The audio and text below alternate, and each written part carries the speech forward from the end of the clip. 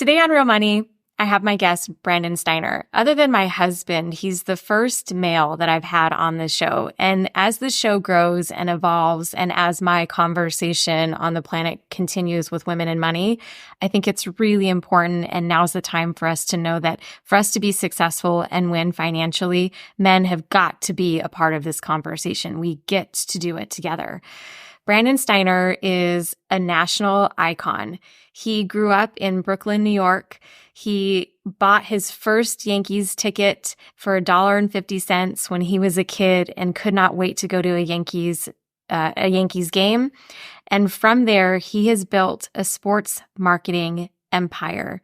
His book, You've Got to Have Balls, tells a story of how he went from being a kid in Brooklyn to starting from scratch, buying Yankee Stadium, and created a sports empire. And he is a huge advocate and ally for women in the world today. Join us in this conversation as we talk about real money, real life, real business, real women, and men on the journey.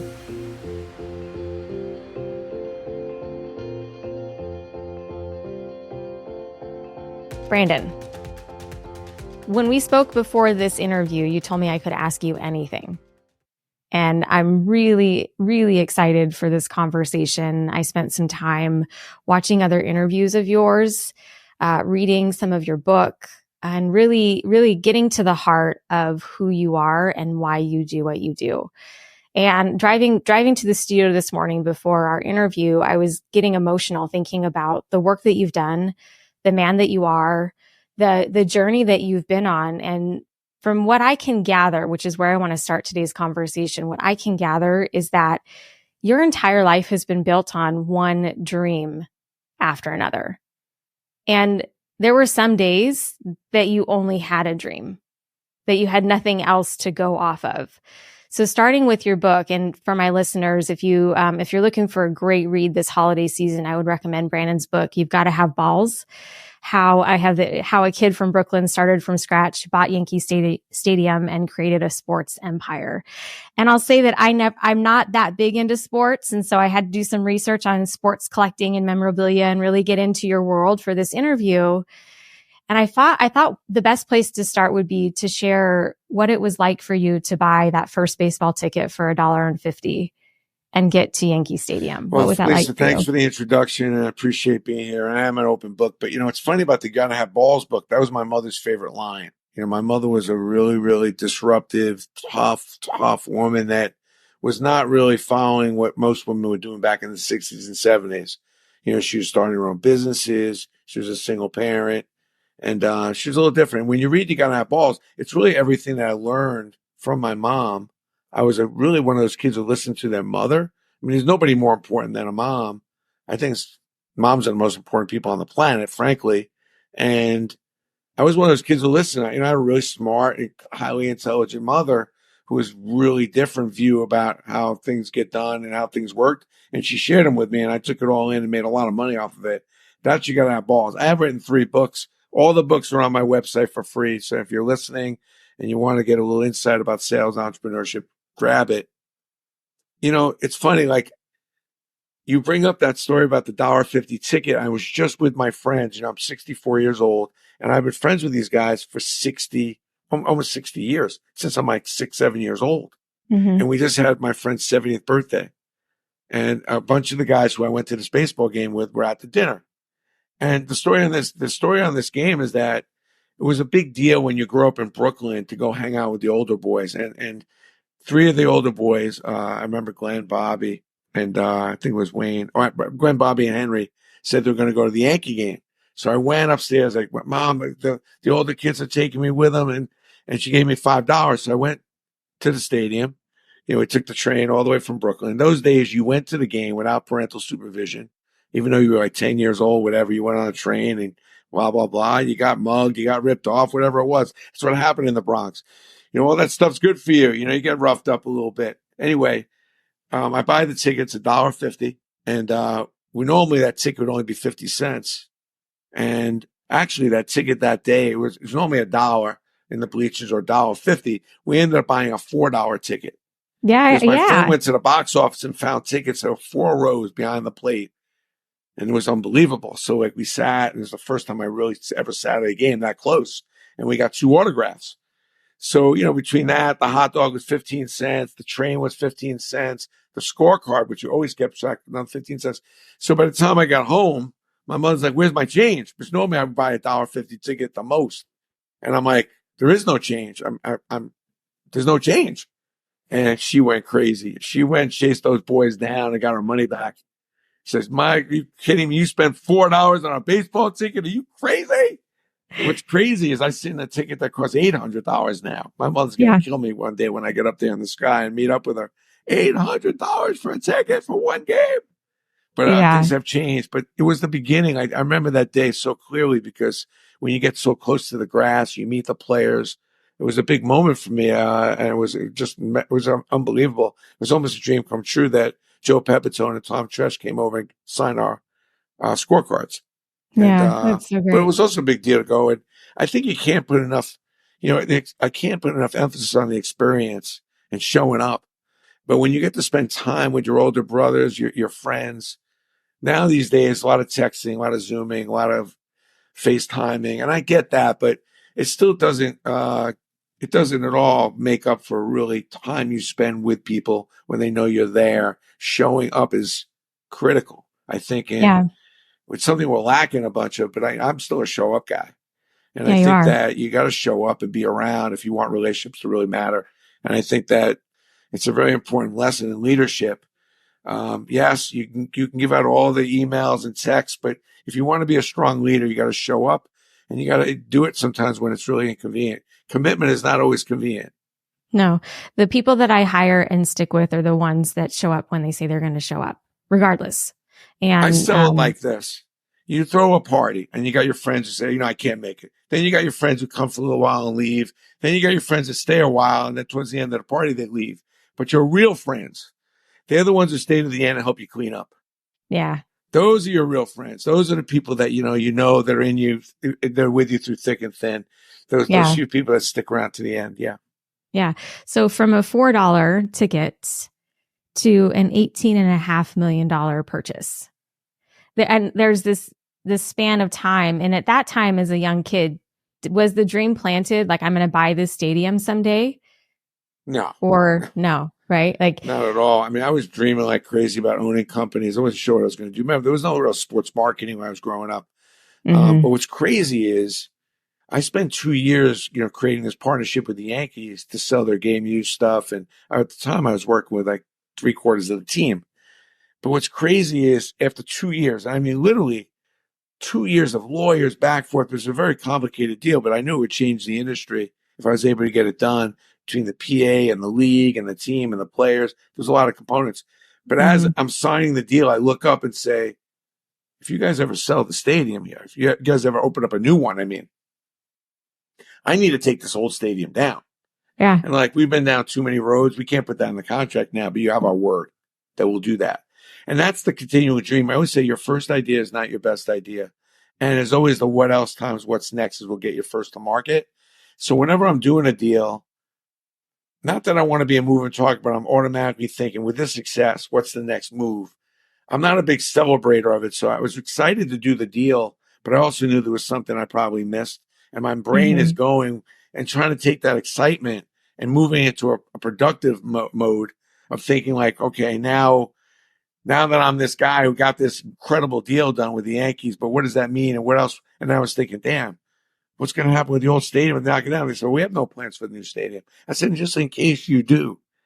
And I think that I love options on contracts. Like if this happens, rather than get caught up in all the legal, like, listen, if this happens, especially when I'm marketing players, like when I'm booking players, I don't like to over amp up things because, it's expensive to hire players these days to market your business. But I always say, look, if it goes really well, can we get a price for this, and this? So then you automatically have that negotiated in.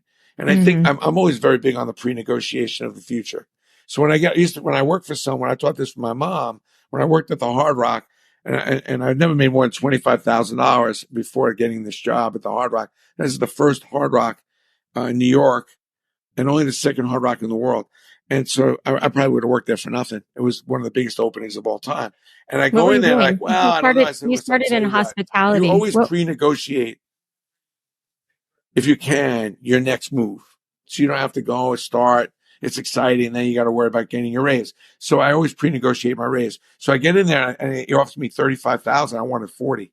I said, I'll tell you what, I'll start at the 35. Your turn. I don't want to argue with you, but if I do a good job, I want 40 in 120 days. If not, you can fire me. I'm betting on me. Rather than force you to give me the 40, I'll start at 35. And I think a lot of times, like when you start a job, you don't get exactly what you want.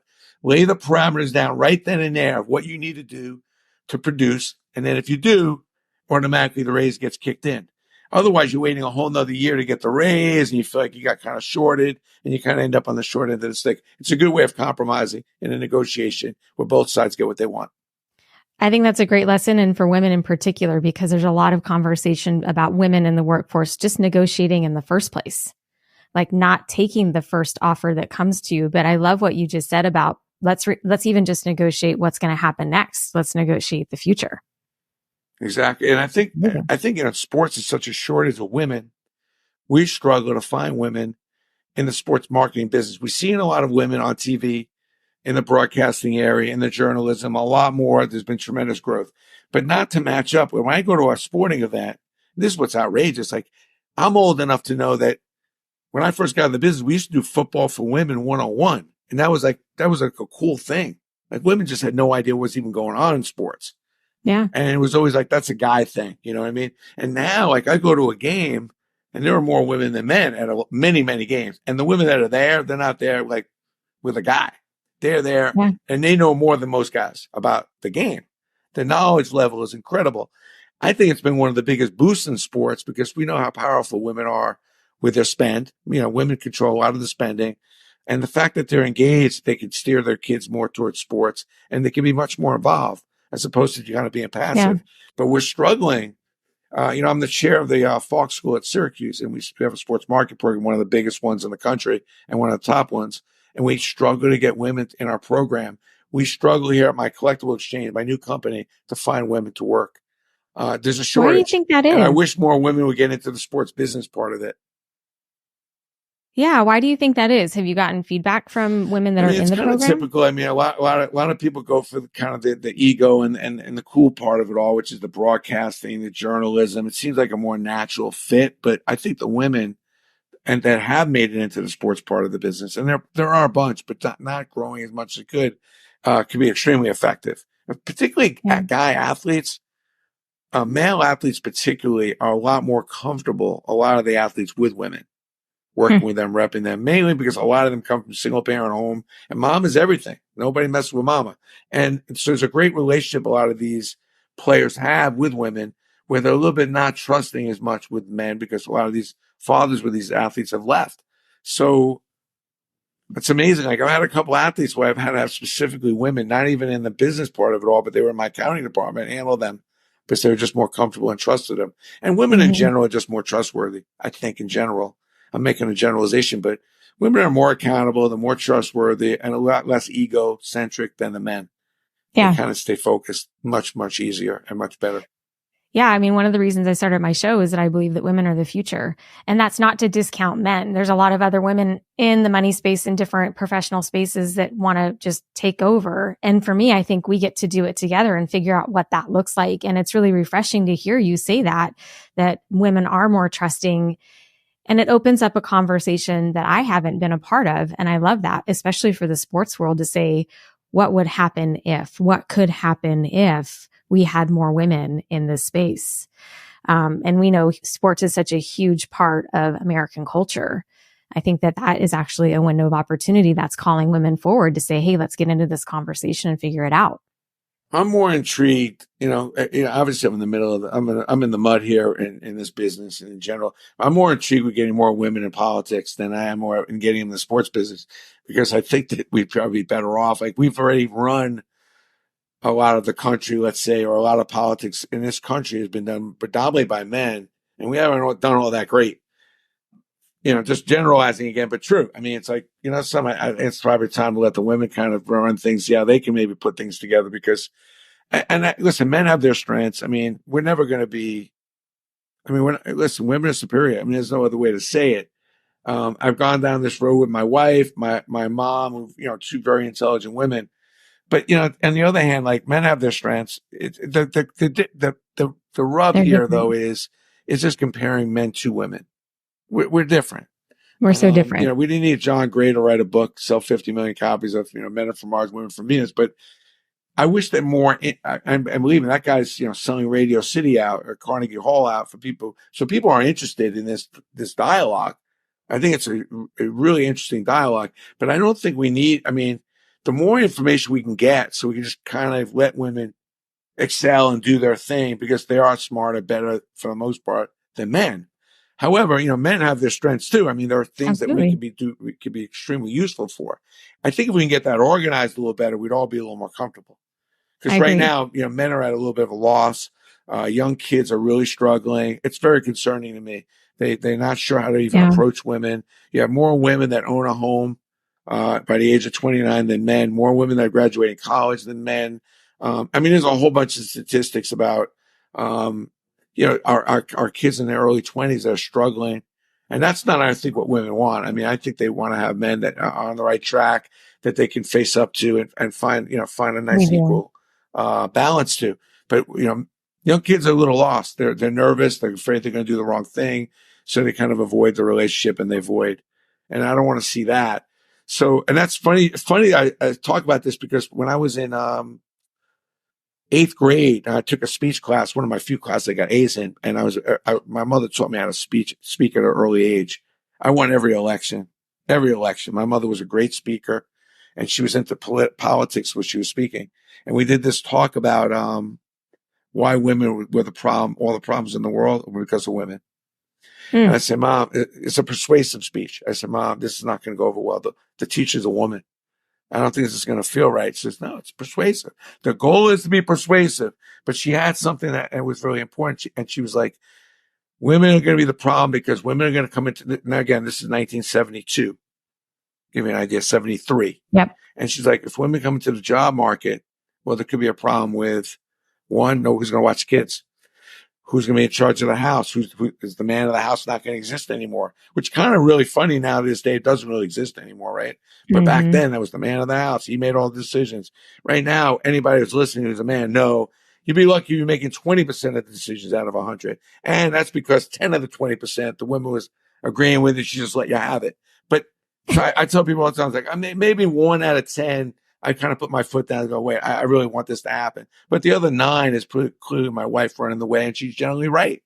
But the Yeah. thing is like when you look back, some of the things my mom was saying is that there is more juvenile delinquency now. There is some confusion about making sure that our kids are watched over. There is a little confusion in the job market. There is confusion. Like there's a whole bunch of things that this switch over of women now becoming much more relevant and getting much more equality as far as who's running things has caused some confusion. And I think the dialogue and the conversation would be a lot more helpful if it was talked about a lot more, so guys would feel more comfortable and not be intimidated. Yeah. I've worked We for all many, want each many other to women. win. I've worked for a ton of women. It's great. As a matter of fact, some of my best clients are women, and you see the distinct difference. Whew, the focus, the laser, especially women that have kids. Yeah. I mean, you Because got we got to get here. it done. I got 5 minutes. 5 minutes and 1 second, you're done. Where Right. me, I'm going to chit chat. Yeah, I'll be late. Yeah, guys are just more, and that's the stuff I've learned. Like I used to get nervous when I've had women employees that would say, I'm going to have kids and this and that. I'm like, love it. Come 2:30, 3 o'clock, there is no fooling around. You know what I mean? I got to get home. Let's I get got to out of do here. this. I got to do that. And where a guy's like, well, I'll be a little late. I'll pick him up. Let me get somebody else to pick him up. I mean, it's just kind of how I see it. But it's interesting how things have evolved in my business. For a woman to come up and want to buy a whole bunch of sports collectibles, and they're not for her husband and not for her son, but they're for her, is mind-boggling. But it's true. Yeah. It's great. Yeah, it's fun. It's good, and as long as you keep your head on a swivel and realize that change is inevitable in all aspects and all levels, and why not in this area? Yeah.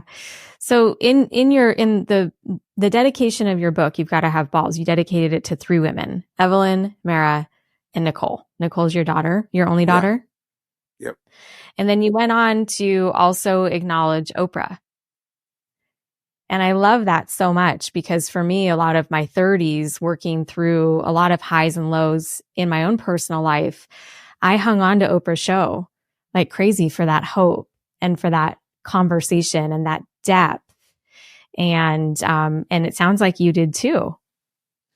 Well, Oprah, I got onto Oprah at the beginning. And again, you have a strong mom who's extremely powerful, and then you run into an Oprah who I've never met, but she's been like a mentor to me. I mean, I probably get put in jail for everything I've stolen from her. Okay.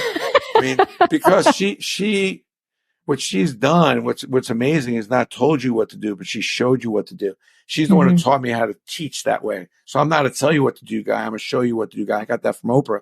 And when you watch her shows, one of the things I realize is that helping people, which is the core, I mean, one of the core principles of why we're here is to help people and to help each other, not to fill our pockets. It's to help people and to grow.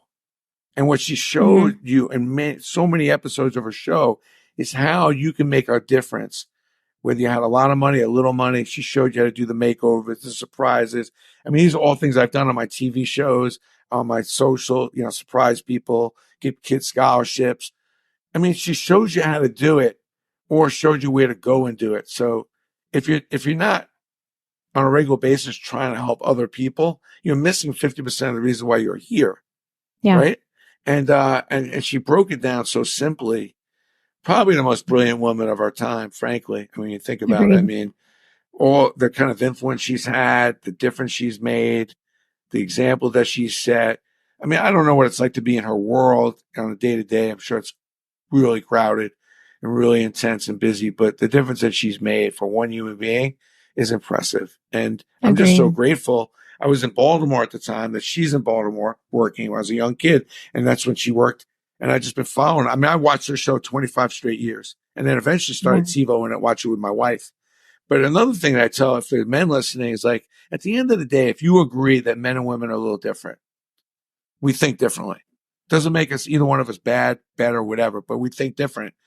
What a great show to really get the woman perspective. It really helped me with my marriage and relationships. I mean, it was completely biased, that show. I mean, it wasn't meant to be completely biased, but it was very biased towards women. Their Yeah. audience was more women, but what's great is to understand how women think and how they view things and what's important to them and really help me understand how would I know that? And, it was fascinating when I go into meetings and there'd be like 7 or 8 women in a conference and we were doing a pitch and I'm able to start talking about something that Oprah talked about and, or just being able to take one of the tools. Like, for example, one of the things I learned is that, women will judge you literally in less than 30 seconds whether they like you and trust you. Less than 30 seconds. You go sit down in a meeting, a business thing with a woman, 30 seconds later, like they've pretty much decided whether they like you and trust you. With a guy, it's almost 2 minutes and they could change their mind. A guy will change their mind once you get back on their course. You can flip them and change them. A woman, really tough. They don't like you, you're done. You got 30 seconds and pretty much it's going to be tough to reverse it. That's why, at Yeah. the beginning, when you meet a woman, like when you meet a guy, it's a lot more casual, this, that. And yet when you meet a woman, it's, they're like, it's laser, it's Superman level. Zoom. Am I Yep. wrong or? No, I think you're spot on. We know what we feel. And in my space, it's a lot of having conversations about trusting that feeling. And I think that'll help close the gap in business for women is just learning how to trust that gut. And you don't have to play the man's game. Let's just play together. And I know that was that's a part of your philosophy too, is don't play for the score, play to play and enjoy playing. And for more women in business, I think that that's going to change business altogether when we just learn how to have fun and trust our gut. Yeah, I mean, there's still a little bit of that, where women feel they have to doubly down on what they're proving that their value.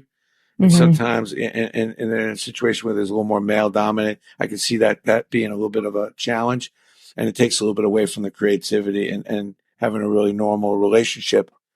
Those are challenges that we still got to go through. There's still some companies that are so male driven and that when a woman all of a sudden works her way up, it seems like it's almost like she's dealt with a different standard.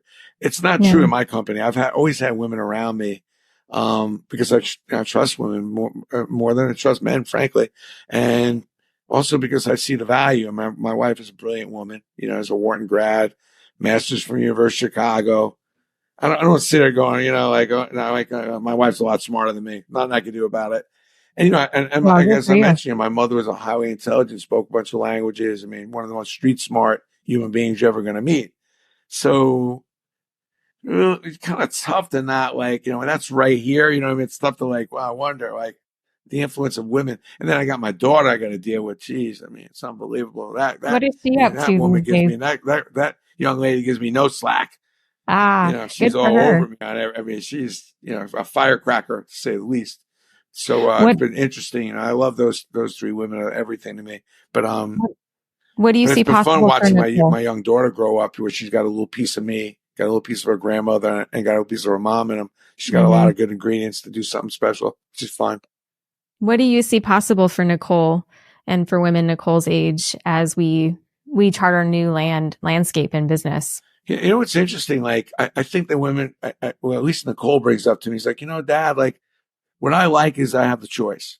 I may want to be a mom. I may want to dig in at the deep end of the pool and run a company one day. I may want to just do some stuff on the side. I don't know, but I like the fact that I have a choice, and those funnels are both there for me, which I would have thought, my daughter would be a killer and she'd be ready to run this company for Hmm. me, with me, or a company, but she has the skills.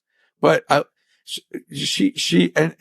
she's more of I like the fact that I have a legitimate choice. I'm going to pick the path out that I want. There's no pressure from me. And being a stay-at-home mom may be a legitimate choice that I may take, because I look forward to seeing how that works. Now, I may get bored. I mean, but I'll have those choices. I think one of the sleepers in the marketplace right now is grabbing women that decided they want to be stay at home, that were really talented, and they'll go grab them when they're 40. And all Yep. of a sudden you got this, you've way, and I think that there's a lot of women out there that make that commitment, and rightfully so. But then the kids now all of a sudden are in high school and they're looking to get back into it, and you could go pick up some Yep. incredible talent. And I'd like to see more of that. Um, I'd I like to do see more too. of that. Agreed. I think that's a call to action for women and men watching this show today is let's make it happen. There isn't a reason that it can't happen and that there's talent everywhere and we're capable of whatever it is that we say that we want. So to close the show out, I have a question for you because you started on welfare and your mom was sick, your dad wasn't around, you had the guts to pursue the things that you wanted, to fail, to keep going, all the things that I've learned from you in a short time that I've known you. I'm so grateful for. I'm curious to know on the financial front, how did you bridge the gap of not growing up around money? Because this is a conversation that comes up all the time in my world, not coming up around money, stretching to make it work, to building a $50 million company and this empire that you have today. What were the learning curves for you? Well, I'm building my new company. I've already built those companies. Now I'm ready to do it again. I got pretty good at it, but I would say one, it doesn't really matter where you're at. It only matters what you want to accept. And I think that at an early age, at 10 years old, when I got called to the front of the class and got some money to go buy some clothes, I realized that and there's a really monumental moment from a lesson is there was nobody coming around to help me. Everybody has that moment. Unfortunately, for some people, it doesn't happen until really late. But the reality is that other than your mom or what's in your pocket, ain't nobody coming around to help you. And it's just the cold hearted truth of it. So I just got that message when I was really young. And it also, I didn't want any favors and I didn't want any charity. I took the charity because I needed it and I was desperate. But at some point I'm going to figure this out. And I wasn't willing to accept where I was at. And I feel that it's really true in all your relationships. It's it doesn't really matter where you're at in any of your relationships. It only matters what you want to accept. And I think Mm-hmm. if you want to have a good marriage or a good relationship, you got to earn your keep. You got to know what's important. You got to know who's important and what's important and who's important. Yeah. I know what's important to my wife. I'm not saying I'm the ultimate best husband by any stretch, because I'm not. But I earn my keep every day. You know, I mean, you can't expect to keep a relationship going without earning your keep every day, without adding value every day. If you start taking that for granted, eventually, it's not gonna go the right direction. And I think it's one of the reasons why a lot of relationships falter is because somebody stops trying. Yeah. Because if you both want to make it work in a business relationship or in a personal relationship, you can always work out everything else. And I think earning your keep is really important. I think knowing what's important and knowing who's important and doing what's important for who's important is everything. And that's a real, real strong premise to how I run my business. And it's certainly a strong premise to how I deal with my family and my kids.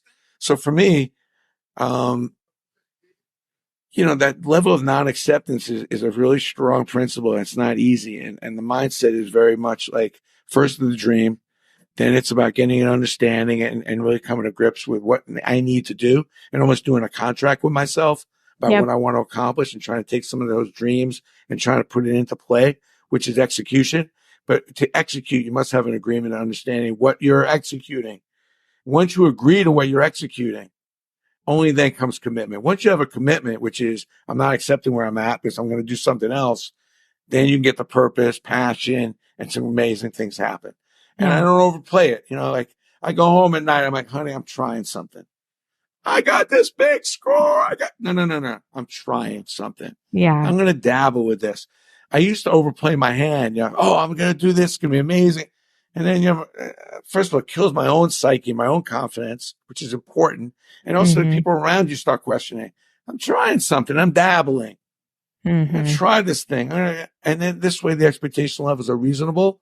And then you insert your dreams into that trying, back to agreement, understanding, commitment into your trying. See where it goes.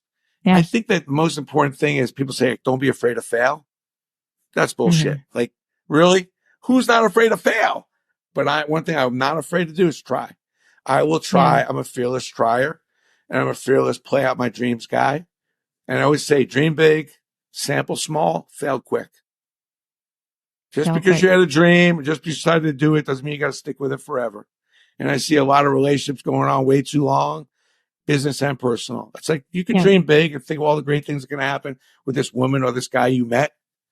But, something you sample and see if it does match up to all the dreams that you think you have. And be realistic. Yep. And it's okay to walk away. What kills people is when you're in these relationships for 5, 6, 7 years too long. Yeah, and I think about the last company I worked for, it was 5, 6, 7 years too long. It wasn't what I was expecting. It wasn't what I really dreamt of and wanted, although it was a really good relationship for quite a while. And I didn't get out. And I'm mad at myself for that, for not taking action. And just, I always say, take action over anxiety. Like my anxiety was through the roof, but I didn't take action over it. Yeah. You can get out and you don't have to burn a bridge either. Yeah, right? You don't get put in jail for deciding to quit or get out. Quitting sometimes can be a very powerful decision. Yeah, it does. Yeah, it's super powerful, actually. I love that. Okay. So, Brandon, thank you. Thank you for being here. I hope to have you on again. Let's do it. Love it. Yeah. Love your show. I think it's important and hopefully we can keep the conversation rolling. Yeah. What's one thing that you want our listeners to hear from you today? I think that we covered a lot of it. I think there's 2 reasons why we're here. It's to grow and to help others. And, just because you feel strongly about something, sometimes taking a step back and explaining things and articulating things is what it's all about. And that's the fun part of it is, what's your rate of growth? If you're in a relationship and it's not growing, that's where things get stale and you can be miserable. Show me somebody who's growing. Show me somebody who actually is excited to help others. It's probably a happy person. I think people get confused about the happy word, but if you get anything from me, it's like one of the things that keeps me happy is I'm constantly growing and I'm constantly trying to figure out how I can help people. And if you follow me at all, hopefully you go on LinkedIn or my Facebook, you'll see that I'm constantly trying to figure out a way. I start every day off by trying to help somebody and I'm constantly trying to grow. I'm not going to settle from where I'm at. I'm going to keep growing. And I know that kind of challenge, it keeps me going. I love that. Thank you so much. Have a great day. Thank you. All right. I had so much fun on this interview with Brandon Steiner today. First of all, let me tell you candidly that my butt crack was sweating the whole time because talking to big people and big players for me is a process of having to get over my own imposter syndrome, I guess you could say. Brandon has done some really amazing things in his life, but knowing that he came from nothing gives me the hope and the gratitude that it's possible for me. And that's exactly what I was hoping for you as a viewer and listener, that you would get that same message for you, that you can dream big and that you can keep trying. Brandon started out by going to Yankee Stadium and living and growing up in Brooklyn. And he turned those actions, those small actions, even at a young age, to now working with celebrities, big time names. Everybody who is anybody in the sports industry knows Brandon. And I think of you, I think of me, where I want to be like that. And I know I'm only 44 today. I've got years left in this industry, but it really inspired me to keep going, keep trying, keep asking, and keep aligning myself with the right people. So a couple things. One, I love Brandon's message about women. It's a call to action for all of us. He acknowledged it on the episode about how right now men and women are trying to figure out this new landscape of women being in power. And the road forward is us continuing to have meaningful, open, honest conversations. And women, at this point, my true belief is that there isn't anyone holding us back, especially in America. We're the ones that are holding ourselves back from the rest of our dreams. Let's be more like Brandon today. Let's use his story as an example of what's possible for us. And there are men like Brandon who want us to win. And I believe that to my core. I'm here because I want the same thing. In sports, it sounds like it's a wide open landscape. So if you have a passion for sports, you could jump in, follow Brandon, get to know what he's doing in the sports memorabilia world, sports marketing world. But for you, even if it's not sports, whatever it is that you love, whatever it is that you want, get going. Today's the day.